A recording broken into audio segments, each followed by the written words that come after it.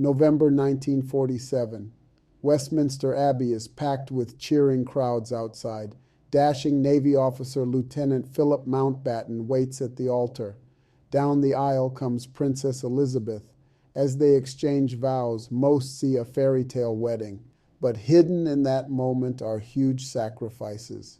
Philip had renounced his own royal titles and even his surname, becoming simply Philip Mountbatten to marry Elizabeth. He gave up his Greek and Danish princely status and adopted British citizenship. Love and duty for him became one and the same. Fast forward 5 years, King George VI dies and Elizabeth is now queen at 25.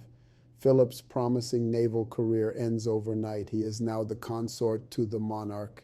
Imagine the transition. One day he is commanding a ship. The next he is kneeling before his wife at her coronation, pledging to be her liege man of life and limb. Many men of his era might have struggled with that role reversal, but Philip embraced it with determination and a sense of purpose. Not that it was easy. In the early days, he found himself without a defined job.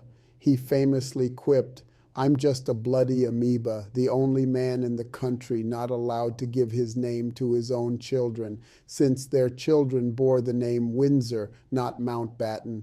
But rather than wallow, Philip forged a role for himself. He became the modernizer of the monarchy, insisting on telecasting the coronation in 1953 against courtiers' objections, pioneering royal visits to dozens of countries to show a more accessible crown, and opening up Buckingham Palace to cameras for the first time. If Queen Elizabeth was the steady hand, Philip was the energetic push forward. Through decade after decade of public service, Philip was the Queen's closest confidant. Behind palace doors, he was the one who could make her burst into laughter during a tedious state function with a well-timed whisper. When protocol weighed heavy on her, he'd crack a joke to lighten the mood, sometimes too candid. His gaffes were legendary, but the Queen often found them amusing in private. In times of crisis, from the turbulent 90s when the royal family faced divorces and tragedy, to the challenges of a new millennium, Philip's presence was a source of unwavering strength for Elizabeth. She did not have to face anything alone. He was always one step behind, ready to catch her if she stumbled. On their golden wedding anniversary, the Queen paid him a rare personal tribute, calling him her strength and stay. The depth of those words is profound. She, the iconic leader, acknowledging that her endurance was in large part thanks to him standing solidly beside her.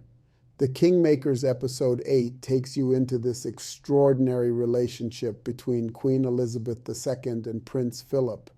It is a story of love tested by unimaginable duty, of a man who gave up a spotlight to hold up a crown.